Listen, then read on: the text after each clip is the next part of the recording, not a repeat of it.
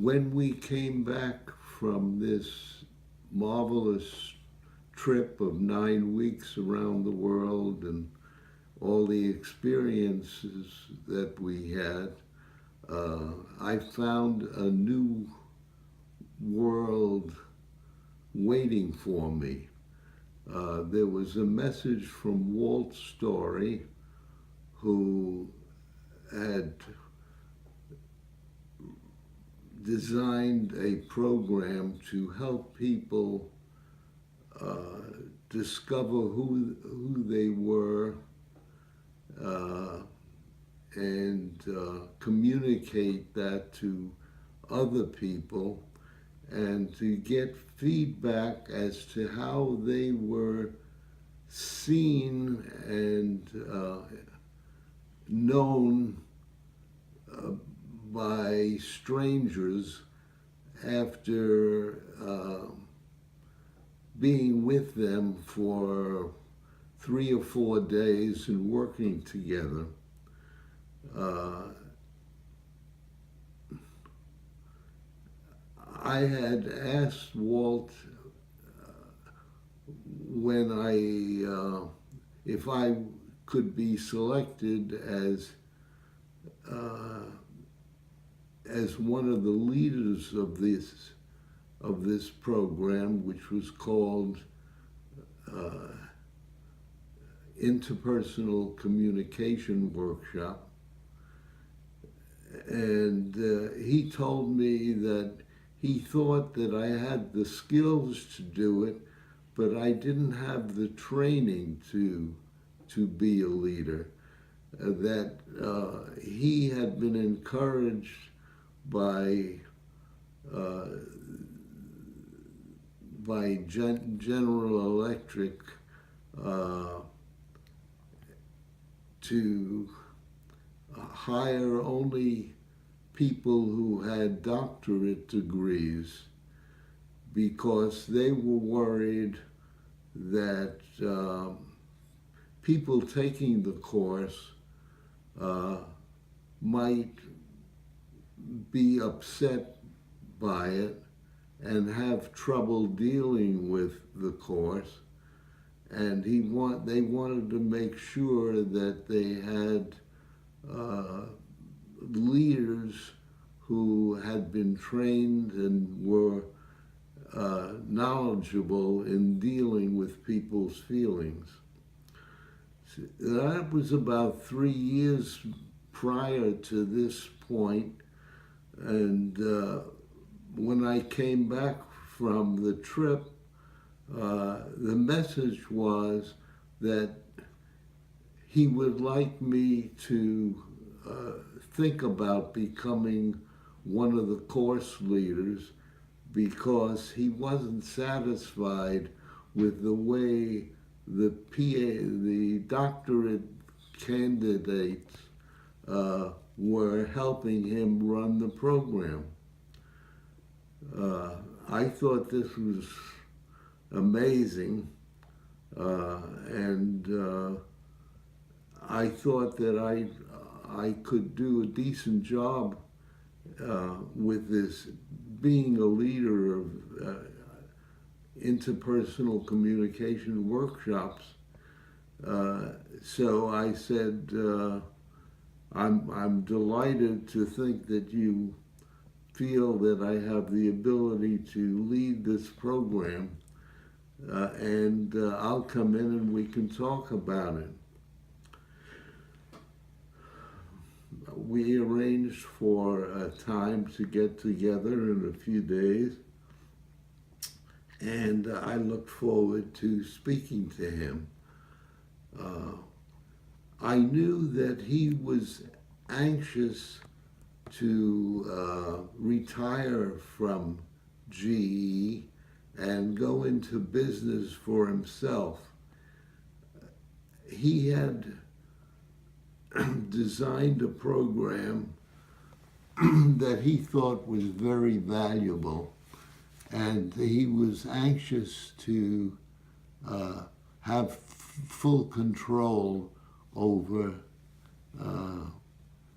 over the people that came to the program and how they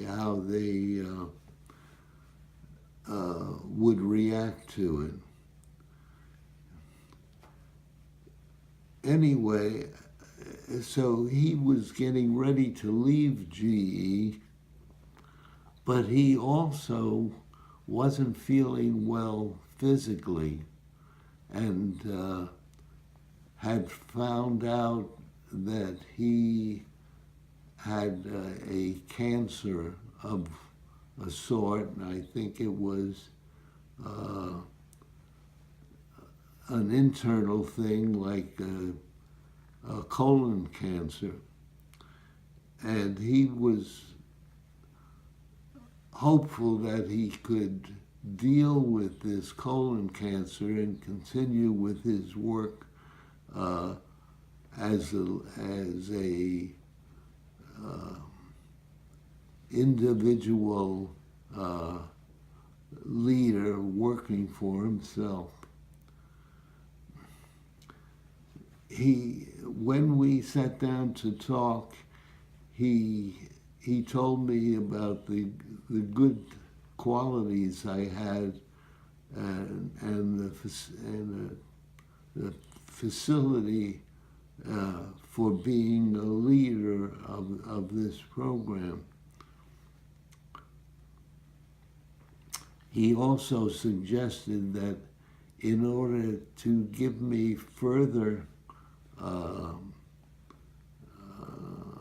training, he would suggest that I take two courses of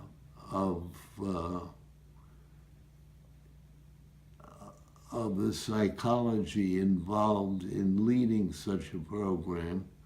And the two courses would take 2 weeks each, and were being given in Maine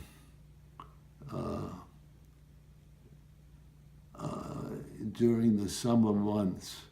And he suggested I take these courses as they would be helpful to me.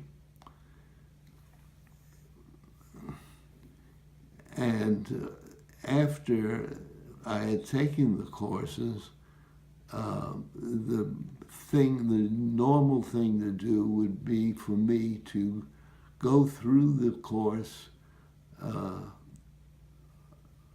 the GE course, and which was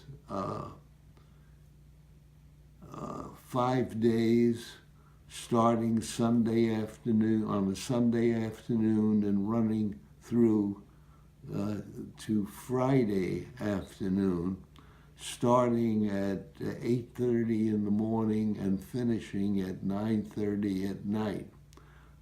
They were long days and full days, but it was necessary to spend that time in order to get any value from the program. This was a program that he had designed for GE to replace one that hadn't worked. And he went out to California and stayed at Esalen for 3 months, working on a successor to that failed program. And he came up with, I thought, a very valuable course that could help people's lives in just spending a week at it.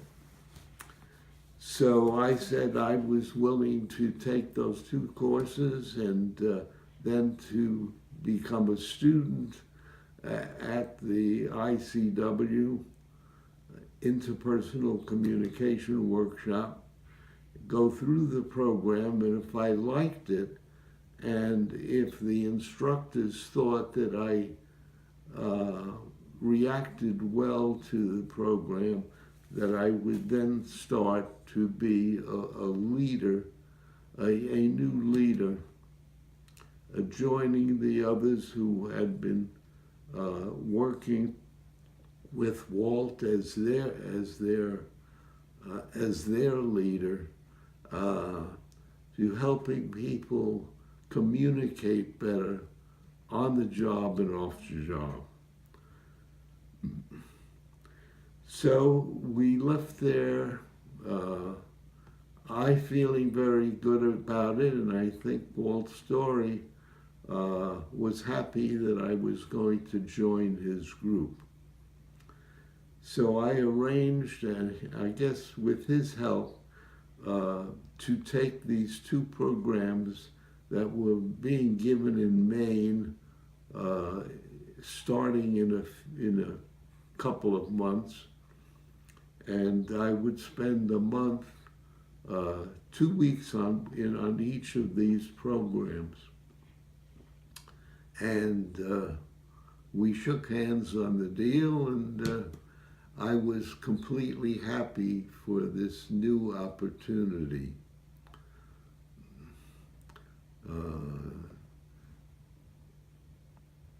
In the meantime, Walt continued with his thoughts of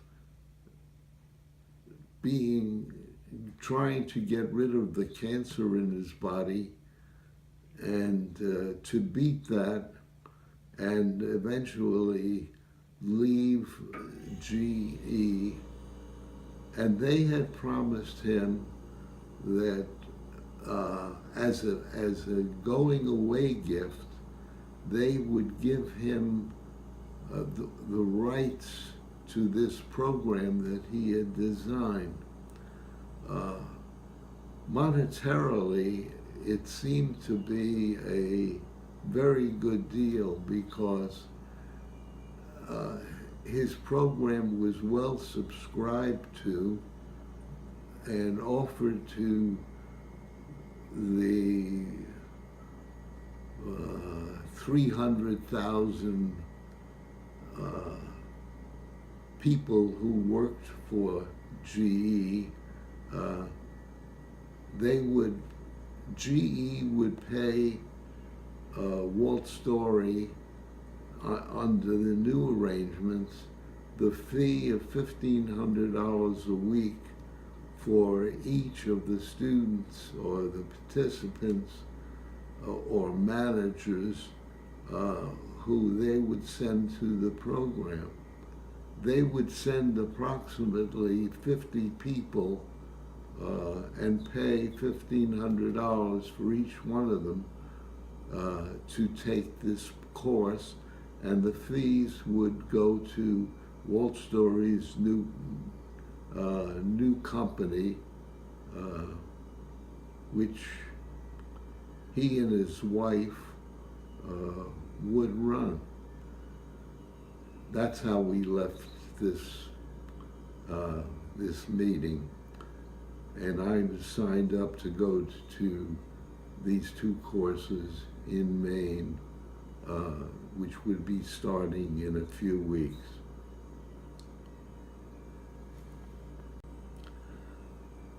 Anyway, time went by. I spent a lovely month up in Maine taking these two programs, which I enjoyed. And I came back and was ready to become a participant, one of the 50 going through this program. And the way it was designed was that normally there would be 3 PhD doctorate degrees leaders, each leading 2 groups of 8 out of the 50 participants to run the weekly program. And in this case, I would be taking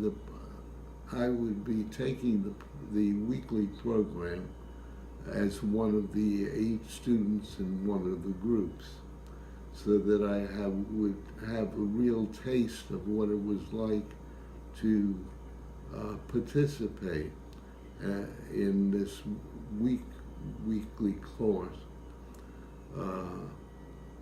And I was set to be one of the 50 taking the program at Crotonville, which was the GE training facility in close to the Hudson River at Ossining, New York.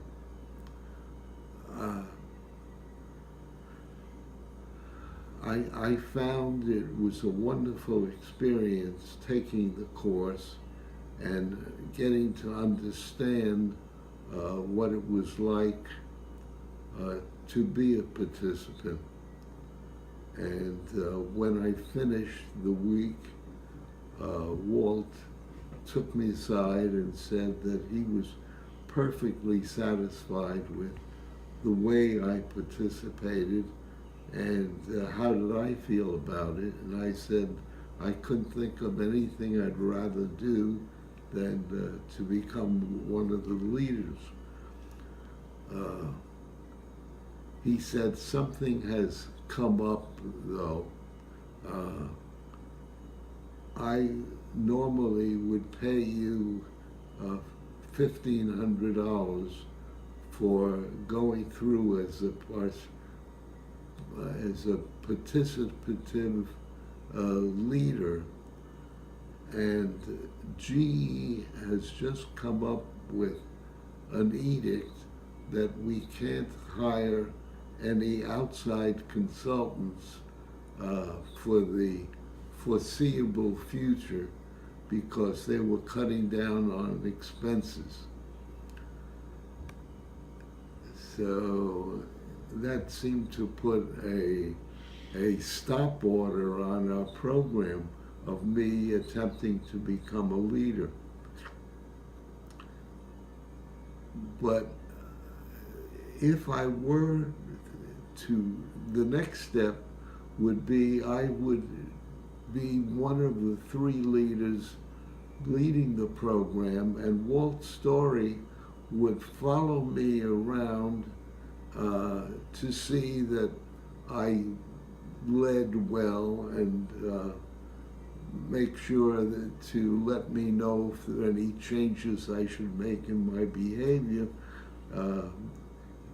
so that the GE managers who were taking the program would get a full-fledged program with now 3 regular leaders plus me, a novo leader. And he said, I'm sorry, but there's nothing we could do about it.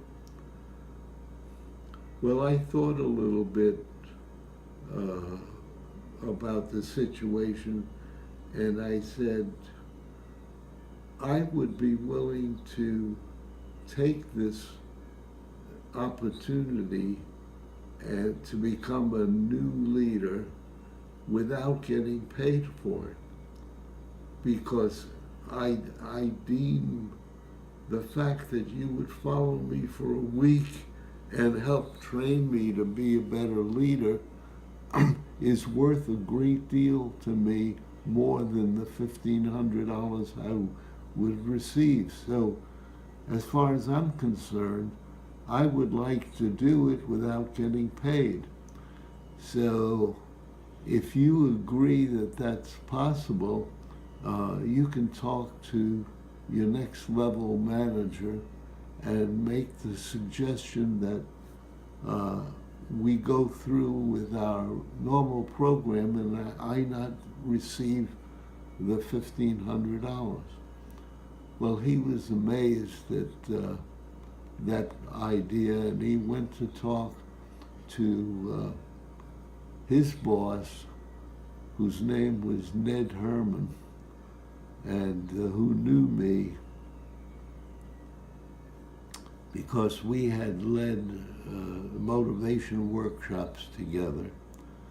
And he thought it was a good idea, and in keeping with GE's edict that they cut down on expenses, and they were getting the use of an outside uh, person without paying for it. So the word came back was that it's okay to follow that and do it. And Walt Story was happy and I was happy, and I was set up to be one of the leaders of the next ICW, and Walt Story would follow me, and I'd have the benefit of his instructions, which were certainly worth more than the $1,500 I would have received in the event that GE could pay me. So there was another ICW running in about 2 weeks, and we arranged that I should be the third leader and Walt Story would follow me and help me do everything right. The 2 weeks of waiting for the new program to come up and start was very nerve-wracking, or I was really feeling excited about being a new leader of the program, and I began to. The program started on a Sunday evening, and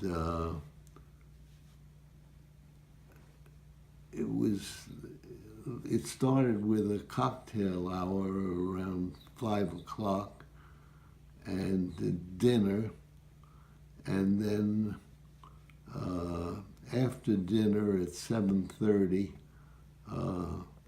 there was an introduction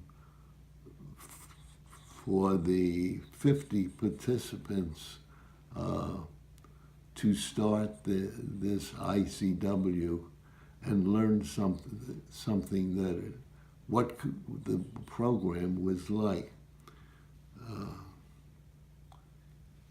And basically, I had learned that the program was designed for the participants to be divided into equal small groups. And if you divided 50 into small groups, you came up with 7 or 8 people in each group. And they would the program was designed that these small groups would stay together and work together on different problems so that they would have an opportunity to see what it was like to work with each other. And so starting with Monday morning at 8:30, they got in their small groups, and the instructor would give them a problem to work on. And they would have approximately an hour or an hour and a half to solve the problem and come up with a plan to have this new problem operated and working. An example might be they were given materials like rulers, knives, and cardboard, and asked to develop a house that would stand up and, if shaken, not fall apart, and be useful as a potential schoolhouse for small children, and told that they would have a certain amount of time to develop this schoolhouse. And since there were, I think, 6 groups of approximately 8 or 7, 8, or 9 people to a group, they would be then judged as to which group had come up with the best solution to the problem. At that point, the leader would leave the group for the time that they had, and told that he would be back at the end of the building period. At the end of this building period, the groups were brought together and had an opportunity to explain to the other groups how they had gone about solving their problem and coming up with this school building, and showing the other groups how successful they had been in building a school that would stand up to some jostling and be serviceable as a sample for a school. And then they would vote and pick the best of the samples and the next to the best, and grade them from 1 to 7 or 8. So they got some satisfaction out of completing this project. After this period, they were then joined in a large group again, all 50 in one group, and were given some information about how to give feedback to each other on how the program had worked out for them. And by that time it would be lunchtime and time to stop the program for lunch, and then they would get together after lunch, and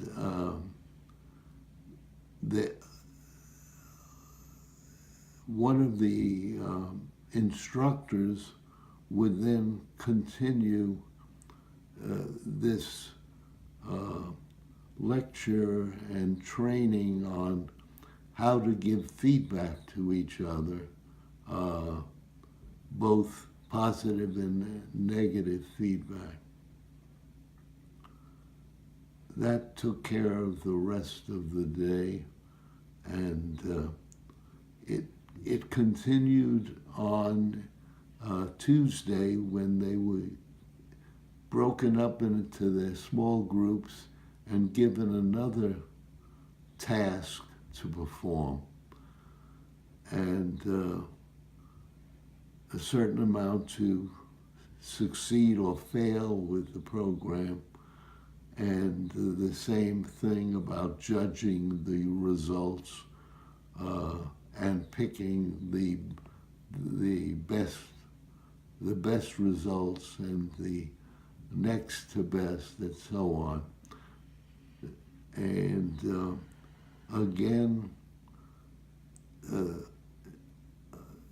they were given instructions on how to give feedback to each other on how well they had performed their particular task. So basically, it seemed like what we were doing was having these small groups given a particular job to do, and then to give each other feedback about how each of their participants in the small group had helped or failed to help each other in accomplishing a task. On Wednesday morning, we had a couple of hours of discussion about the value of communicating your feelings as well as your thoughts. So you could make judgmental kinds of statements, like that was absolutely a waste of time, and I didn't learn anything from what you did. So those were judgmental statements, and their feedback, but their feedback statements, but the information you're giving is judgmental. Whereas a statement like, I watched what you were doing with great interest, and I was really amazed and felt good about your success in accomplishing what you were trying to do. And then we had sheets of feeling statements as well as judgmental statements. In other words, it was hard to get people to say anything other than, I felt good about what you did, rather than telling the feelings, which feeling good is just one element of feelings, whereas there are hundreds of ways of communicating what feelings you actually had. So that morning was important in getting the 50 people out there to become aware of the fact that they had feelings and could communicate them in a way other than simply saying I felt good or I felt bad. There are hundreds of ways to communicate that, but it takes time to think about and learn how to do that in a useful manner. That took care of Wednesday, and that Wednesday morning, and part of the afternoon. The important uh, elements. The significant part of the program was waiting for Wednesday afternoon and evening, where they were the students were going to have an opportunity to describe how they perceive themselves, and that was called Who Am I? And they were given an example of how to do that by one of the instructors. And then, well, let me first describe, after dinner, the designated instructor who was going to explain and demonstrate how to do Who Am I? And the Who Am I was to give the participants of the small groups a view of how the person viewed themselves. And they were given a sheet of paper, 12 questions to answer. And in other words, they were supposed to complete each sentence below by thinking of yourself in such situations. What is it like for you to be you?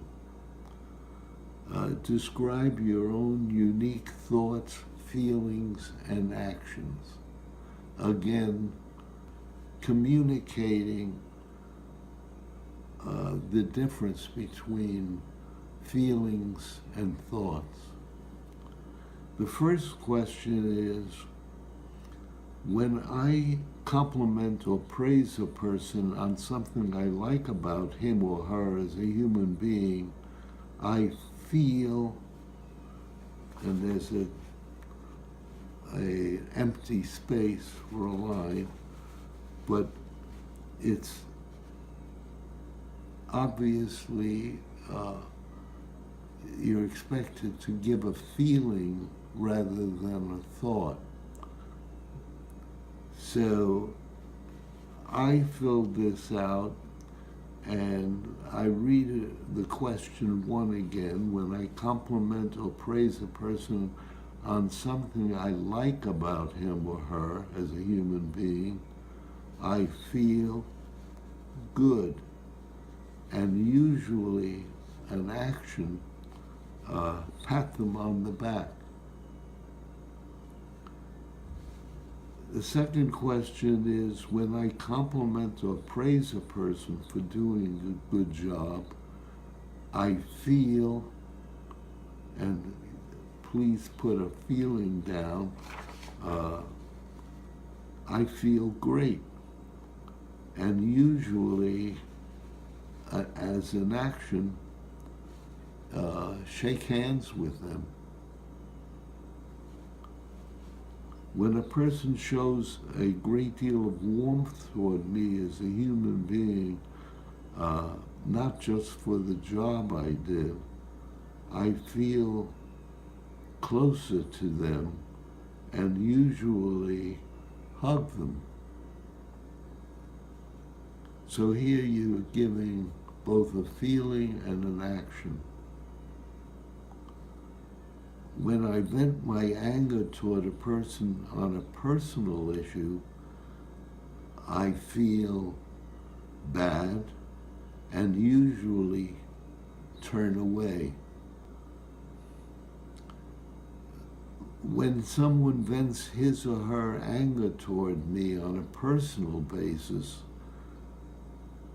I feel attacked and usually fight back.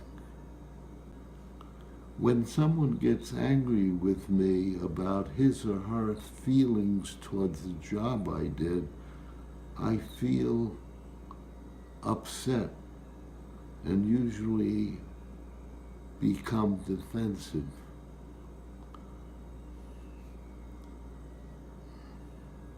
Another important feeling for me is love, which occurs when I celebrate with people close to me. When other people are upset, I wish I could calm them. If they knew the way I felt about these things, my peers and or subordinates would like me. Is my style of dealing with people on the job really me or not me?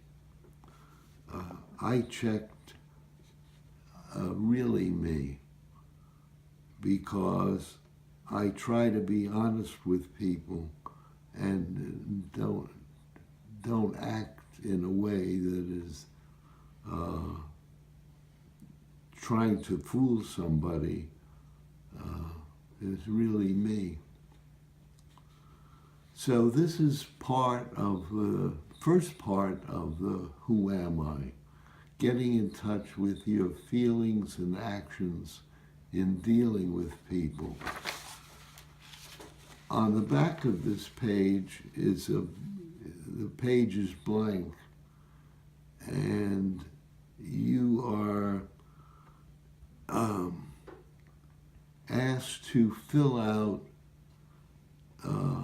the full page, starting with the words I am, and then continue in your own words to describe who you are. In order to give you some idea of how to do this, I'm going to give you or read to you an example of how you might describe yourself. Now, tomorrow, Thursday morning, you will each come in with this sheet filled out, and your mates in your group are going to try to figure out who wrote which paper.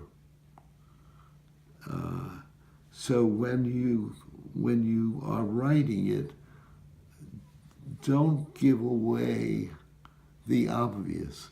If you're the only woman in the group, don't say, I am a woman who, or because I am a female, I generally. In other words, don't make statements like that. Try to be truthful and honest in describing who you are, but don't give it away, because you want your classmates to have a fair chance at guessing what you might write. You've been together for 3 days and you've been working hard on various tasks, and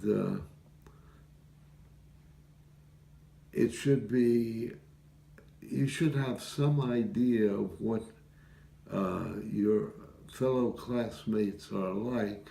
Now see if your ideas of who they are in line with what they have written.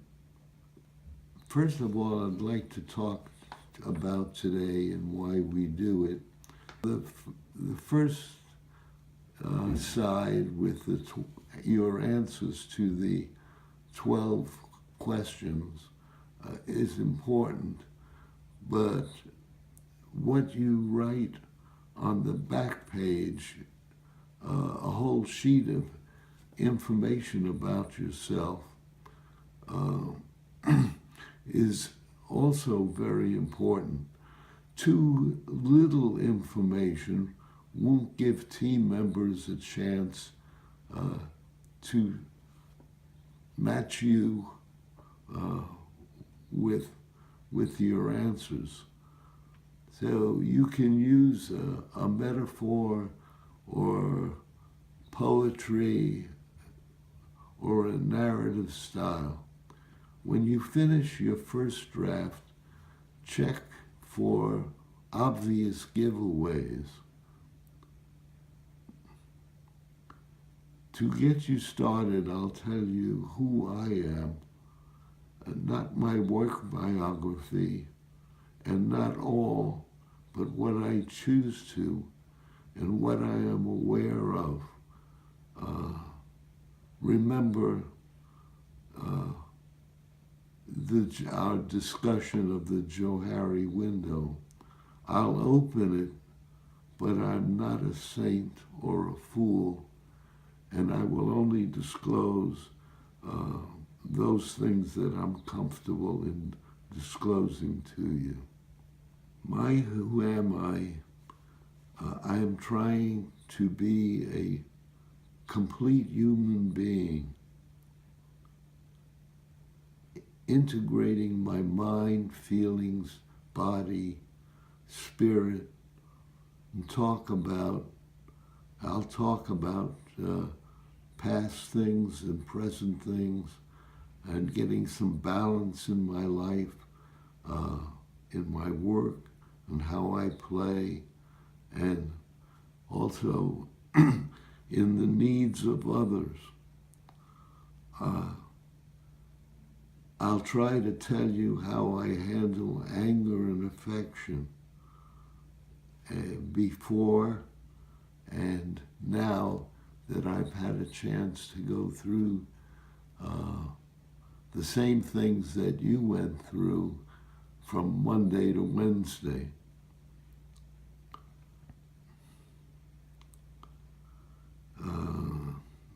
Personal growth has been important to me, from going to school and college to being in the Navy and the service to the United States,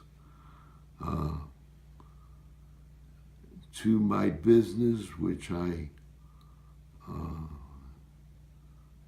spent a large part of my life, to GE programs, ICW, and most recently becoming a certified financial planner. Why am I telling you all this, or as much as I feel free to tell you? I need reassurance of my self-worth. I want to keep growing, learning, improving. I don't want to retire to Sun City and wait comfortably to die.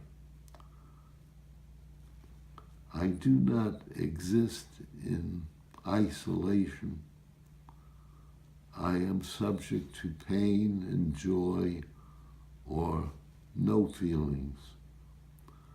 Now my relationship with people are very important to me, and I work at them. My relationship to my wife, my mother-in-law, my daughter and son, and his wife, relatives, friends, and working colleagues. They take a lot of my time and energy. I have learned how to get closer to people. I take risks. I open my window to a lot of people. Generally, I trust people, and I have learned to deal with my core of rot. That is the things that I have and carry around inside of me, and I deal with. But what is in there? What am I hiding What am I afraid to tell you?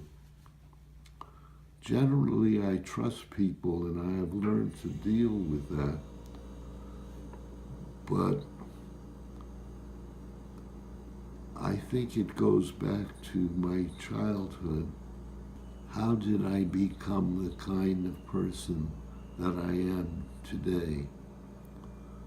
I think it was the society I was brought up with, my family, the schools I went to, the movies I saw. I have to tell you about my parents. My parents were Jewish, and because I was a first generation person, I felt ashamed about my parents because they had accents and they didn't seem to be the kind of upright U.S. citizen that I thought was the right way to be, and probably superior to my parents with their accents and their lack of ability to speak English as well as what I heard on the radio, or even as well as I did, because I was born in this country.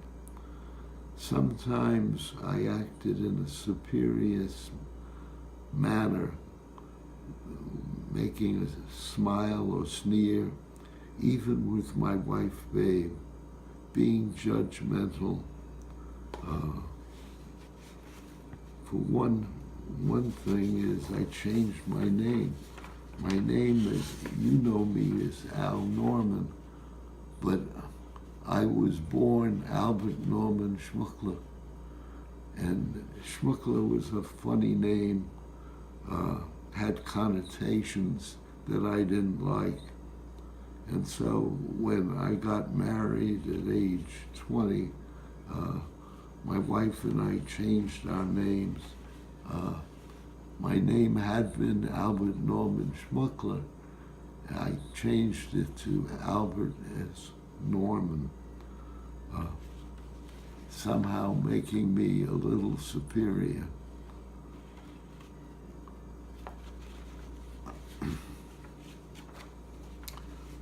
But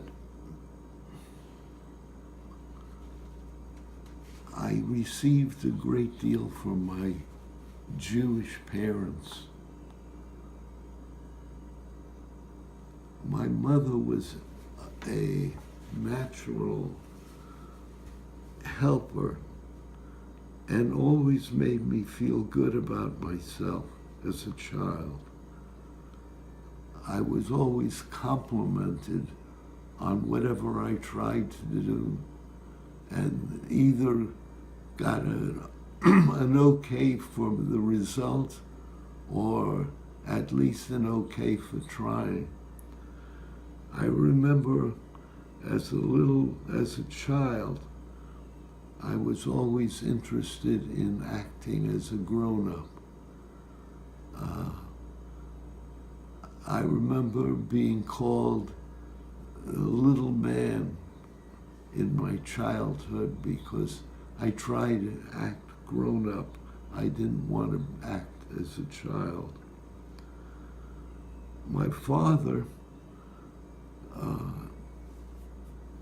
was also pretty good about making me feel good about myself, but he didn't have the ability, the natural ability that my mother had in raising me and dealing with me. I don't think I ever heard a sorry word come out of her mouth about me. Always, whatever I did or tried to do was okay with her. And I grew up with this feeling of not being childish and acting grown up, and that I was basically a good, smart person doing well. I don't know that everybody gets that opportunity or has those kinds of persons, but I consider myself lucky in that respect. I have to tell you about my mother.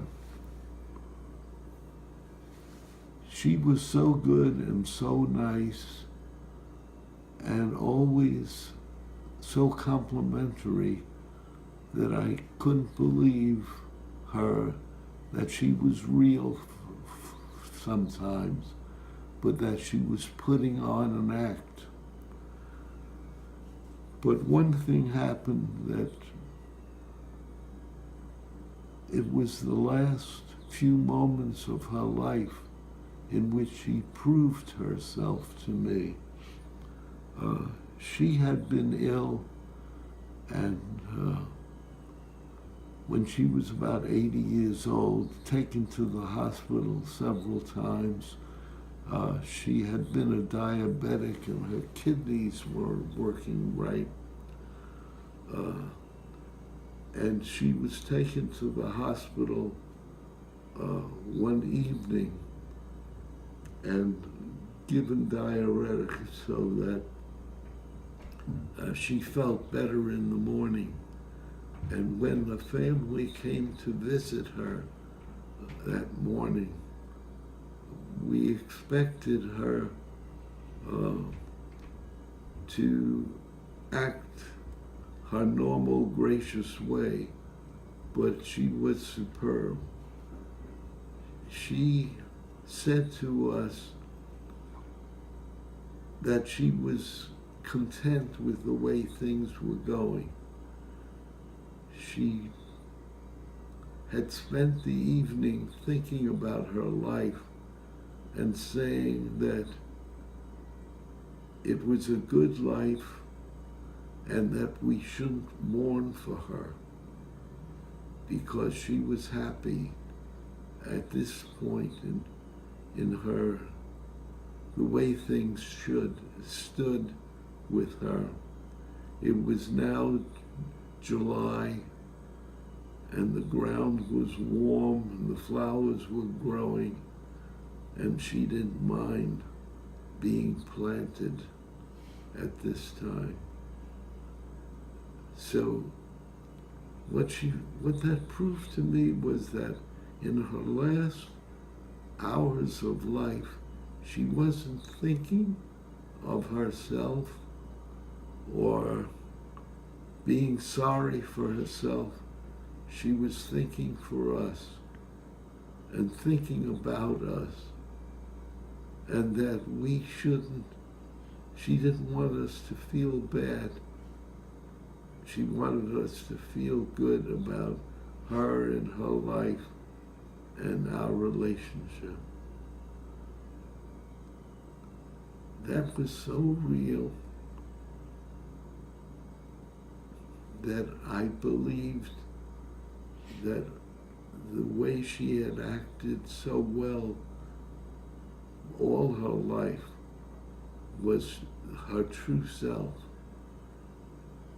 and not just something she did to make other people like her. I wasn't so certain about my father as I had been about my mother. But one thing that my father did, I remember for the past 80 years. When my father owned a grocery store, and worked long hours. But one day he asked me if I wanted to go to see a circus, which was uh, being set up and being shown for the public only a few blocks away from where we lived. I was 7 years old, and the idea of going to a circus was about uh, the most joyous thing I could think of. So I said, "Yes, Dad, I sure would like to go." He said, "Well, get ready. We'll go when I close the store at 7 o'clock. So just get ready and we'll go then." Well, I could hardly wait, but at 7 o'clock we went off to the circus and went through the sideshows. In those days, they had freaks of nature. The fat lady, the tall man, the snake charmers, all kinds of things. And you had to pay 10 cents to get into these special little sideshows before the actual circus began. When we had finished with that, we went under the big tent and went to a row that was empty and found seats for ourselves. And my father asked me if I had been enjoying the circus so far, and I said it was great. And just then, a vendor selling ice cream came by, and my father said, "Would you like some ice cream?" And in those days, ice cream came in little cardboard boxes with 3 flavors: vanilla, chocolate, and strawberry. And in the box there was a spoon, and you're supposed to take the spoon and start to eat your ice cream.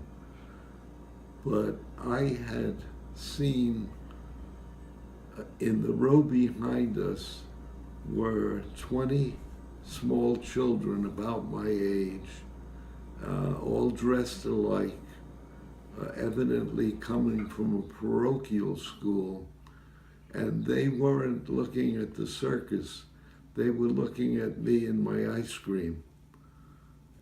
And I felt so uncomfortable that I just couldn't eat it. And my father said, "Why aren't you eating your ice cream?" I said, "Because they're watching me," pointing to the 20 kids behind in the row behind me. And he said, "Well, what's wrong with their watching you?" I said, "It's making me feel uncomfortable. I can't eat the ice cream." So he called back the ice cream vendor, and he bought ice cream for the 20 kids. In those days, that was 20 times 15, which was $3. That was 1929, which was the start of the Great Depression. And it was, $3 was like $30 or $60 today. And a big sum to my father, and I realized it. And the fact that he bought ice cream for those 20 kids, I remember to this day, and made an impression on me that I'll never forget. So, as I stand here today talking to you about what kind of person I am and who am I realize that things like little things like that, or great things that your father and mother, that my father and mother did for me, had a great effect on who am I. The way we deal and treat each other can have far-reaching effects. My wife's, my son's first wife, Jan, loved my mother and me and Babe and wanted her new child, Ben, to have us for grandparents, even though my son was not his father. We will have some influence over the kind of person he becomes, what kind of father he will be, and on and on. So the influence I will have on Ben, who is now a little boy, will give me a certain kind of immortality.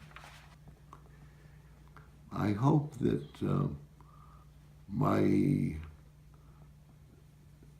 delivering my who am I has been helpful to you in thinking about what you can write on the blank page. Remember, be truthful. Don't be afraid to show a side of yourself that you haven't shown in the previous 4 days. Anyway, enjoy looking at yourself and writing your who am I.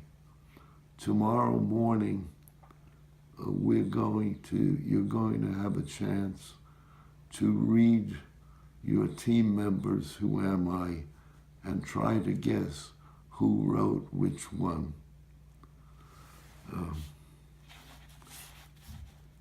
Have an interesting hour thinking about who you are. It's interesting that I'm doing these recordings because I am going to be 95 years old on November 18th of this year, which is about 2 months. And I'm looking back on a long life, and right now I'm thinking about my work with General Electric and how satisfying it was.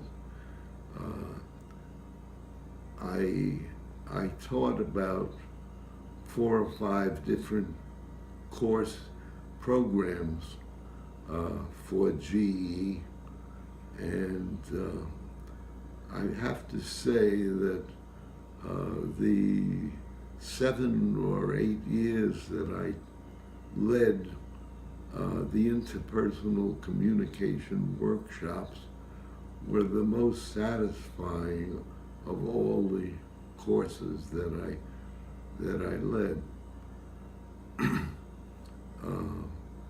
The results of a week's work for these individuals who took the course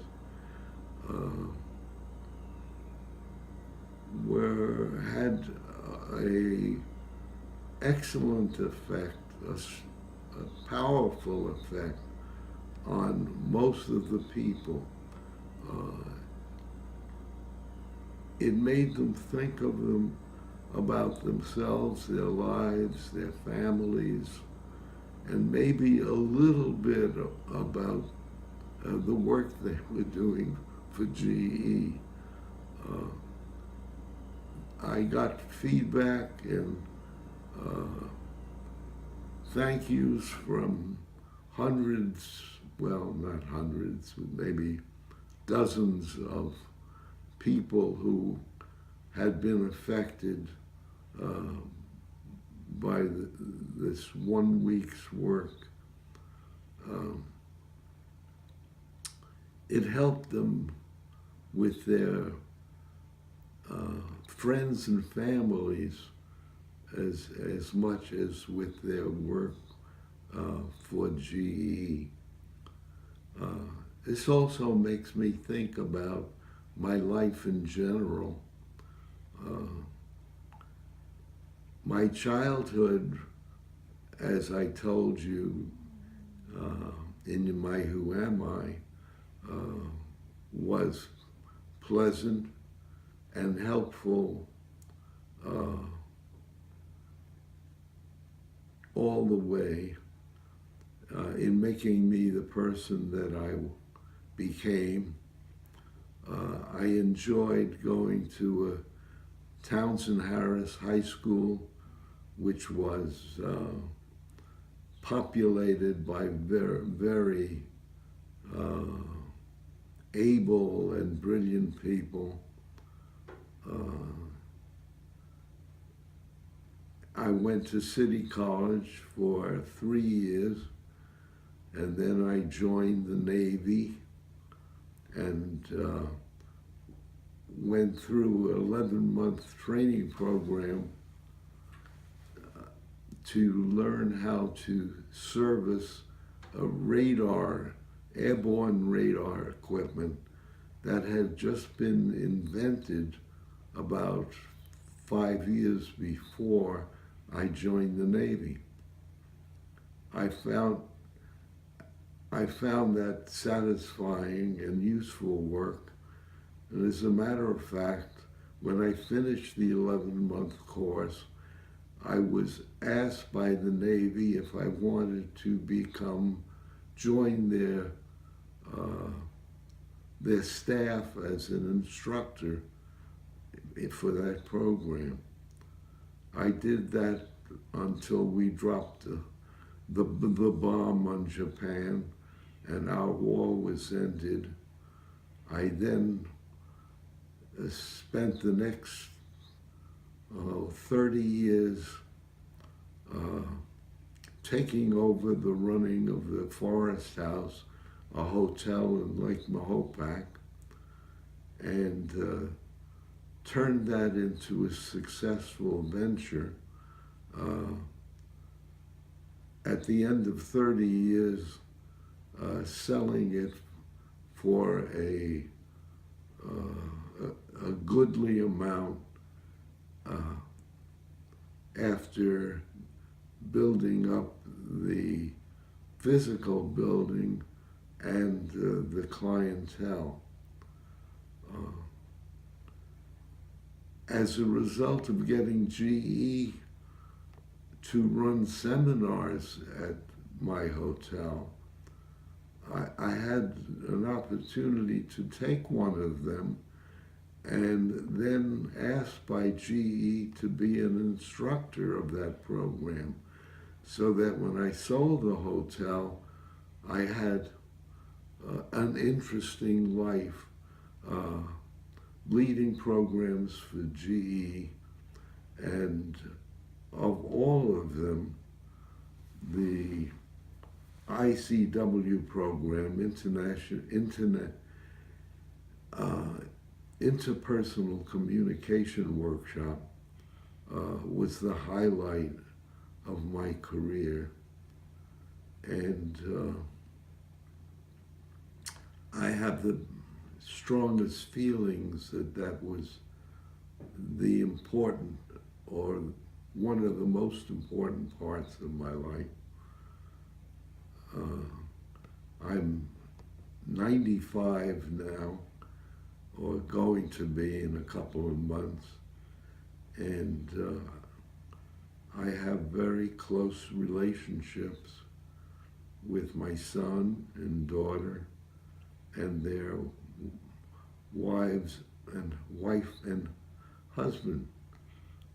And I'm living in Ithaca, where I very often see my ex-daughter-in-law and her children, as well as other great-grandchildren, which I enjoy doing and make my life interesting. I am physically pretty good for my age, although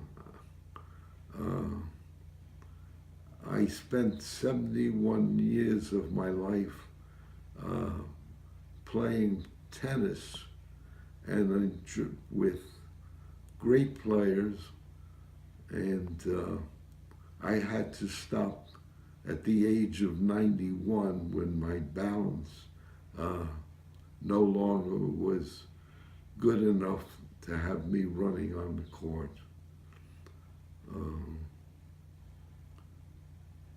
I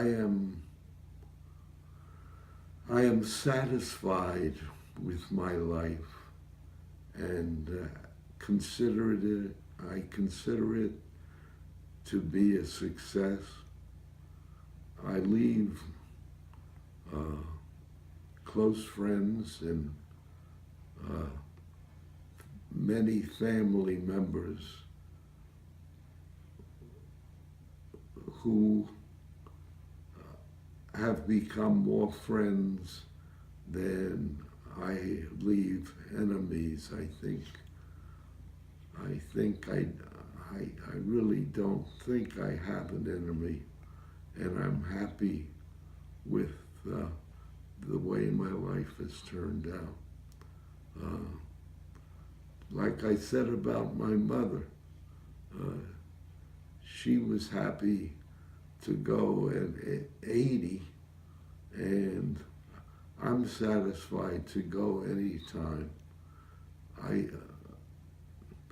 I feel good about myself and my health and my brain, and I'm still taking college courses at Ithaca College. As a matter of fact, this Thursday, I am starting a course called Motivation. It's part of the psychology courses that Ithaca College offers, and I'm looking forward to the next few months studying and learning and maybe teaching a little of a workshop called Motivation.